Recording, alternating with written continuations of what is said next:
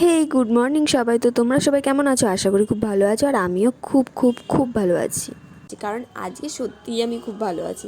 আজকে সকাল সকাল ঘুম থেকে উঠে গেছিলাম, কারণ আমি যাব আজকে পিকনিকে।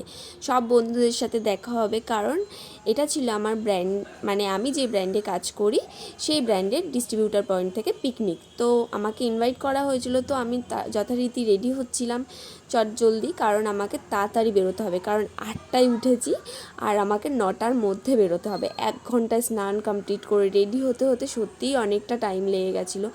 আর তোমরা ভাবছো তো যে আমি বন্ধুদের কথা বললাম, অনেক দিন পর বন্ধুদের সাথে দেখা হবে। আরে না না, ছোটোবেলার বন্ধু বান্ধবী নয়, আরে আমি যেই ব্র্যান্ডের হয়ে কাজ করি সেই ব্র্যান্ড থেকেই কয়েকজনের সাথে আমার দেখা হবে অনেক দিন বাদে। আর এদিকে তো আমি হালকা মেকআপ বলতে বলতে আমার মেকআপ করাই শেষ হচ্ছে না, তো সবাইকে দেখার জন্য আমি খুব এক্সাইটেড হয়েছিলাম, তো তাড়াতাড়ি করে রেডি সেডি হয়ে গেলাম। আর এদিকে আমার ফুল মেকআপ ডান, আমি পুরো রেডি, এবার আমাকে বেরোতে হবে।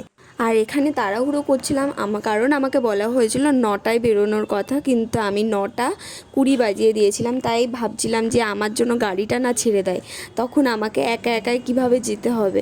আর তারপর আমি দমদম মেট্রো স্টেশনে ঢুকে গেলাম আর মেট্রোতেও উঠে পড়লাম। আর দেখতে দেখতে মেট্রো থেকে আমি নেমেও গেলাম। আর কোথায় নামলাম? এটা ছিল শোভাবাজার মেট্রো স্টেশন। আর এদিকে ভেতরে চলে গেলাম, তো কার্ড সোয়াইপ করে বাইরেও বেরিয়ে আসলাম। এদিকে ফোন করে জানলাম, তখন বললো ওরা যে 3 নম্বর গেট দিয়ে বেরিয়ে একদম সামনেই গাড়ি দাঁড়িয়ে আছে। আর সেই মতো হাঁটতে হাঁটতে 3 নম্বর গেটের মুখের সামনে একদম চলেও আসলাম।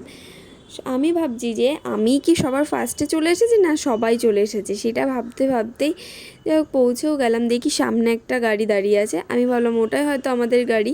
তো এই যে এই দাদাটা দাঁড়িয়ে আছে, যাকে ফোন করে সব ডিটেলস জানছিলাম। এদিকে আস্তে আস্তে আমার ব্যাগটাও, মানে চেনটা খুলে গেছিলো, তো ইনি আটকে দেওয়ার চেষ্টা করছিল। আর বলতে বলতে আমাদের বাসও চলে এসেছে, আর আমরা সবাই মিলে বাসে উঠে পড়বো। আর সামনের গাড়িতে করে কয়েকজন গেল, তো সবাই মিলে বাসে যেতে আমার মনে হলো বেটার ফিল করব আমি। আর বাসে উঠতে না উঠতে অনেক পুরনো অ্যান্ড নতুন ফ্রেন্ডদের দেখতে পারলাম, মানে যাদেরকে আমি একদমই চিনি না, শুধু অ্যাটেন্ডেন্স গ্রুপেই আমি তাদের ছবি দেখেছি। তো ফার্স্ট টাইম তাদের সাথেও দেখা হয়ে গেল। আর এদিকে তোমাদেরকে দেখানোর চেষ্টা করছিলাম যে সবাই দেখো বাসে যে যার মতো সিট নিয়ে বসে গেছে। আমি একদম লাস্টের দিকে বসেছিলাম, কারণ একটা সিটই ফাঁকা ছিল পেছনের দিকে, আর একদম লাস্টের দিকে সিটগুলো ফাঁকা ছিল। তো তারপরে আমরা সবাই মিলে বসে পড়লাম, তো গান শুনতে শুনতে যাচ্ছিলাম। আর এদিকে সবাইকে বলছিলাম যে আমার ফ্রেন্ডে একটু হাই করে দাও, তো সবাই মিলে হাই হ্যালো করছিল। তারপর সবাই মিলে একটু গল্প করতে করতে তোমাদেরকে দেখানোর চেষ্টা করছিলাম বাসে মোট আমরা কতজন আছি। তো সবাই মিলেই বসে পড়েছি, আর এদিকে আমরা এনজয় করতে করতে যাচ্ছিলাম। আর এদিকে আমাদের বাসটাও ছেড়ে দিয়েছে অলরেডি, তো দেখা যাক কতক্ষণে আমরা পৌঁছাতে পারি। আর এদিকে তো সবাই গানের তালে তালে নাচতে নাচতে, এই যে ইনি বাবা, এনার তো হাই লেভেলের মানে এনার্জি, আমারও কম না, কিন্তু আমি যেতে যেতে একটু শরীরটাও খারাপ করছিল, কারণ অনেক দিন বাদে বাসে উঠেছি। আর এদিকে সবাই তো মানে নাচ গান করতে করতে যাচ্ছে। তো পিকনিক মানে তো জানোই, আর সবাই যদি ফ্রেন্ডরা একসাথে থাকি মানে ভীষণ মজা হবে। আর এদিকে এনার বক্তব্য, আমার হাতে ক্যামেরা ধরিয়ে দিয়েছে, আমার হাতটা ব্যথা হয়ে গেল ভিডিও করতে করতে। আর এদিকে এরা ডান্স করতে করতে এখনও টায়ার্ড হলো না, কত এনার্জি এদের, এটাই উনি বলছিল। তা বলতে বলতে আমার সত্যিই শরীরটা প্রচণ্ড খারাপ করছিল, তো আমি শুয়ে পড়েছি। আর ইনি আমার মাথায় হাত বুলিয়ে দিচ্ছিলো, ঘুমিয়েও পড়েছিলাম, কখন 1.5 থেকে 2 ঘন্টা হয়ে গেছে বুঝতেও পারিনি। আর তারপরে আমরা আমাদের ডেস্টিনেশনে পৌঁছেও গেলাম আর বাস থেকে নেমে গেলাম। তো এই জায়গাটার নাম ছিল মধ্যমগ্রাম বাদুর, আর এই জায়গাটার নাম ছিল মালাক্স, মানে পিকনিক স্পটের এই জায়গাটার নাম।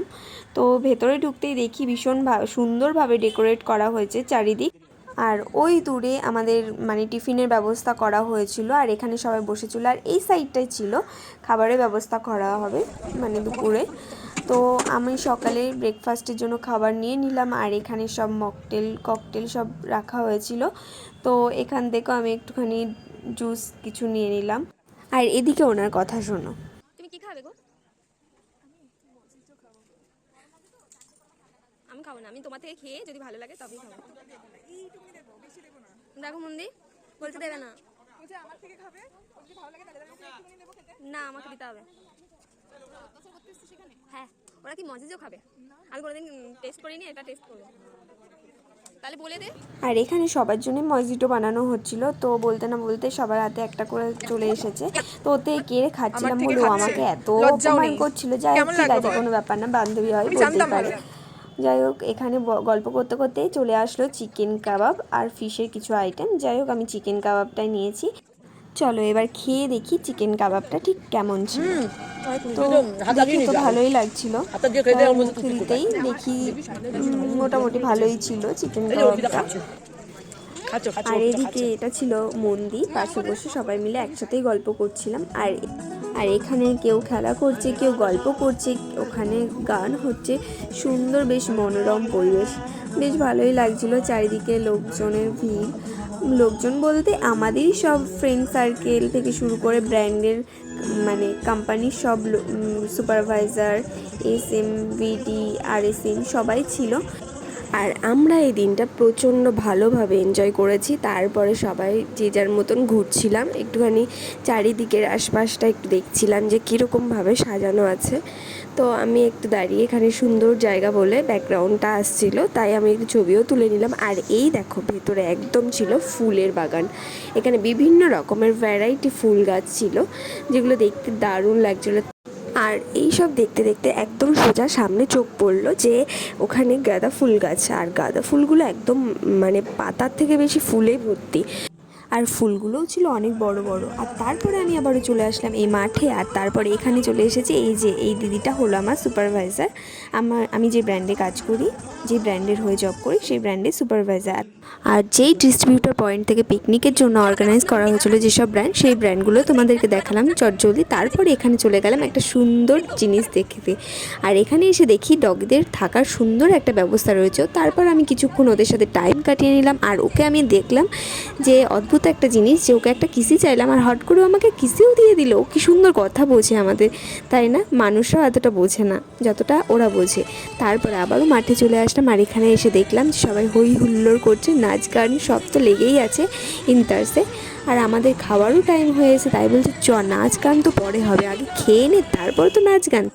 আর এদের নাচ গান দেখতে দেখতে আমার একটা ছোট্ট বন্ধুর সাথে পরিচয় হয়ে গেল। আর এই ছিল সেই আমার ছোট্ট বন্ধু, ভীষণ সুইট ছিল, ভীষণ সুইট। আর এক নিমিষে কি সুন্দর মিশে গেল আমার সাথে, মনেই হচ্ছিল না যে আজকে ওর সাথে আমার ফার্স্ট দেখা। তো গল্প করতে করতে তারপর আমার খাবারটা মানে জায়গায় চলে আসলাম। আর এখানে কী কী আইটেম হয়েছে সবকটাই তোমাদেরকে দেখালাম। এখানে অনেক রকম ভেরিয়েন্টের খাবার রাখা ছিল, আর এদিকে ছিল বিভিন্ন ধরনের ডেজার্ট রাখা। আর এদিকে একটা ইন্টারেস্টিং জিনিস, যে গরম গরম জিলাপি ভেজে সবাইকে দেওয়া হচ্ছিল। তো তারপর আমি খাবার নিয়ে চলে আসলাম। আর এদিকে নিয়েছিলাম ফিশ ফ্রাই আর স্যালাড, একটু গলদা চিংড়ির বিরিয়ানি, চিকেন কষা আর মাটন। তারপরে আমি নিয়ে চলে আসলাম কিছুটা ডেজার্ট। তারপরে পান মশলা খেয়ে সোজা বাড়ির দিকে রওনা দিলাম মানে বাসে উঠলাম, কারণ যেই বাসে করে আমরা এসেছিলাম পিকনিক স্পটে, সেই বাসে করেই আবার ফিরে যাব। আর রাস্তা থেকে ঠান্ডা একটা জল নিয়ে রুমে ফিরে আসলাম। তো রুমে এসে দেখো প্রচণ্ড টায়ার্ড হয়ে রুমে ফিরেছি।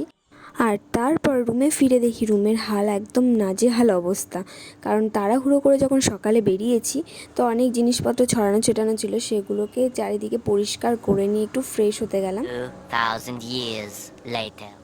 দেন ফ্রেশ হয়ে এসে তারপরে এবার ঘুমাতে চলে গেলাম, কারণ রাত হয়ে গেছিলো অনেকটা। তো ভিডিওটা এই পর্যন্ত, দেখা হবে নেক্সট ব্লগে, ততক্ষণের জন্য টাটা।